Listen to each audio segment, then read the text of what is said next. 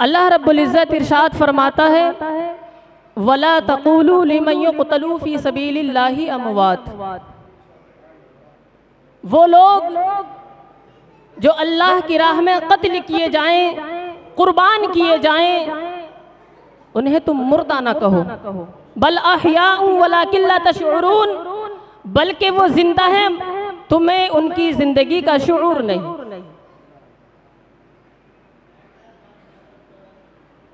और शायर इस्लाम ने क्या ही इसके ताल्लुक से इरशाद फरमाया था कि क़त्ले हुसैन असल में मर्गे यजीद है, क़त्ले हुसैन असल में मर्गे यजीद है, इस्लाम जिंदा होता है हर करबला के बाद, इस्लाम जिंदा होता है हर करबला के बाद, और जितना ही तराशोगे उतना ही सिवा होगा।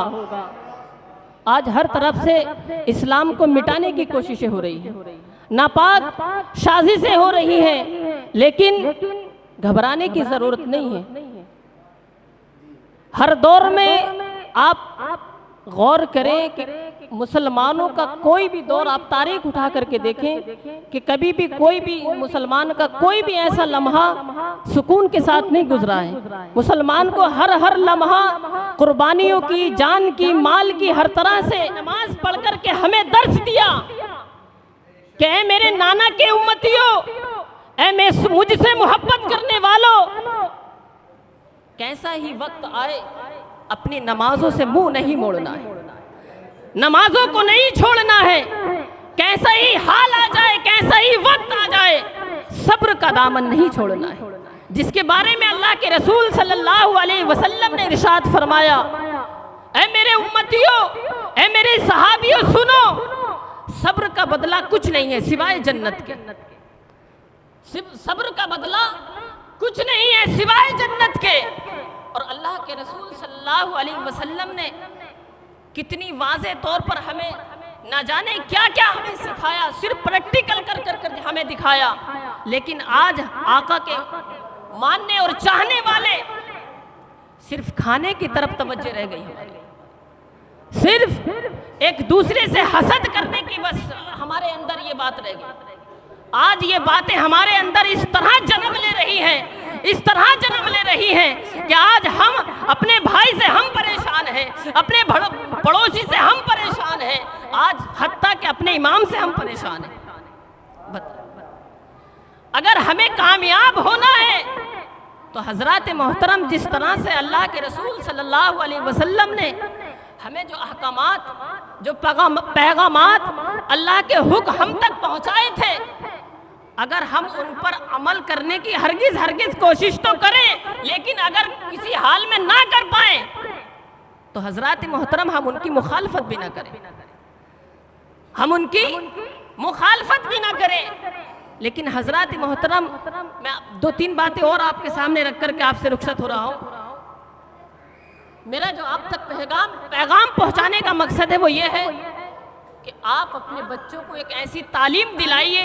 अगर आप अपने घरों का माहौल अच्छा करना चाहते हैं, आप अपने गांव का माहौल अच्छा करना चाहते हैं, आप अपनी मस्जिद का माहौल अच्छा करना चाहते हैं, तो सिर्फ एक इमाम की जिम्मेदारी पर मत छोड़िए, आप खुद भी इसमें मेहनत कीजिए अपने बच्चों पर।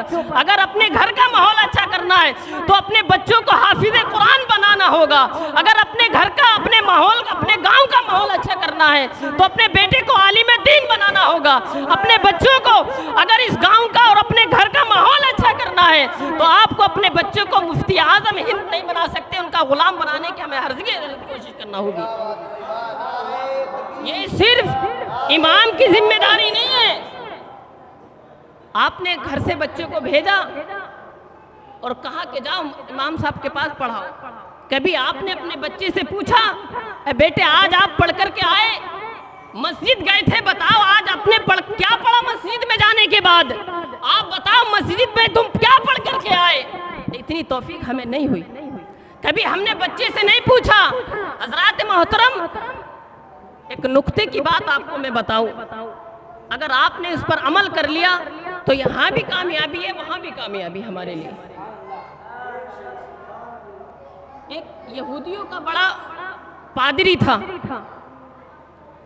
उसके हमरा, उससे मोहब्बत करने वाले उसके पास आए और कहने लगे कि मुसलमानों की तादाद बहुत तेजी से बढ़ रही है, मुसलमानों के यहाँ पर जो पैदावार कह लीजिए बहुत तेजी से बढ़ रही है, क्या किया जाए? एक दौर वो आने वाला है कि ये तो हम पर गालिब आ जाएंगे।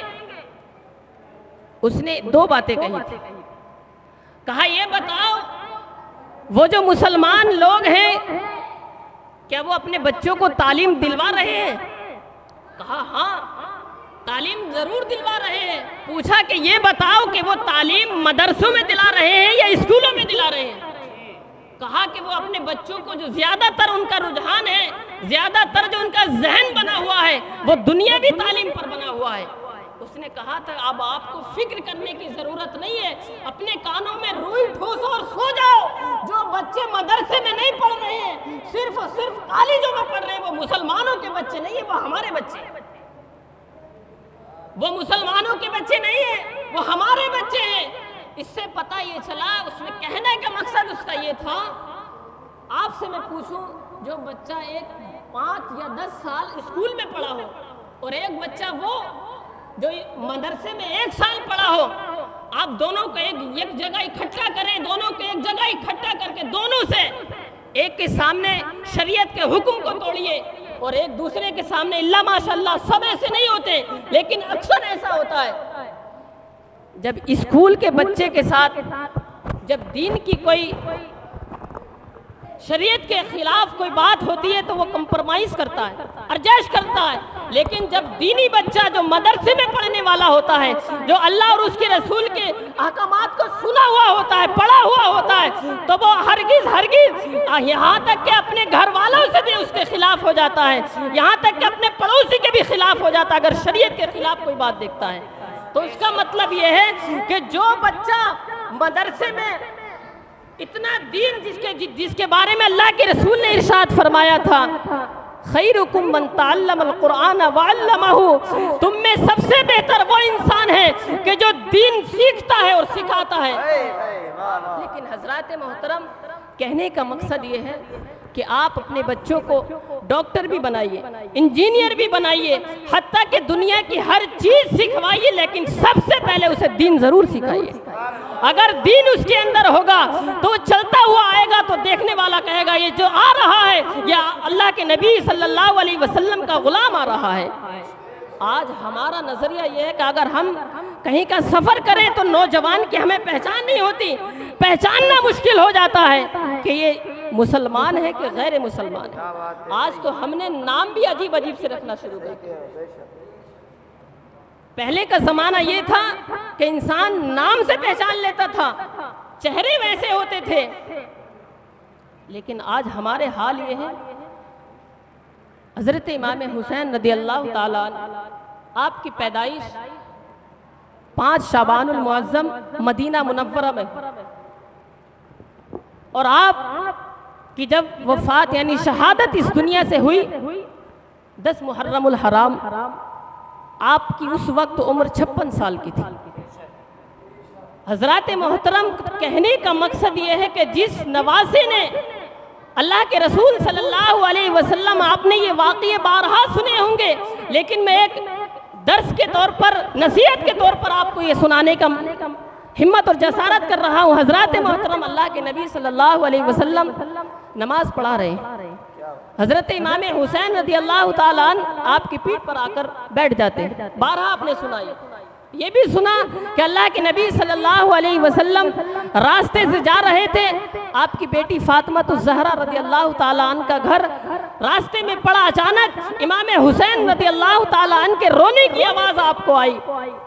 आका करीम रऊफ रहीम सल्लल्लाहु अलैहि वसल्लम आपकी अपनी बेटी के घर जाते हैं, फरमाते हैं फातिमा तो ज़हरा, ए मेरी बेटी, तू हुसैन को ना रुलाया कर, इसके रोने से मुझ मोहम्मद को तकलीफ होती है। आका ने इसलिए इरशाद फरमाया था कि एक दौर वो आने वाला है, मैदाने करबला तपता हुआ रेत, जब एक ऐसा वक्त आएगा तुम यही मेरा नवासा ऐसे ऐसे परेशानियों से गुजरेगा, ऐसे ऐसे सब्र से गुजरेगा, ऐसी ऐसी नमाजें अदा करके मेरे उम्मतियों को दिखाएगा कि ज़माना याद रखेगा, क़यामत तो आ सकती है, मेरे हुसैन का जिक्र ख़त्म नहीं हो सकता। हज़रात मोहतरम, तो कहने का मकसद यही है कि आज हमें सुनने से ज़्यादा अमल की ज़रूरत है। तूफ़ान नूह लाने से क्या फ़ायदा, तूफ़ान नूह लाने से क्या फ़ायदा, 2 अश्क ही काफ़ी है अगर कुछ असर हो।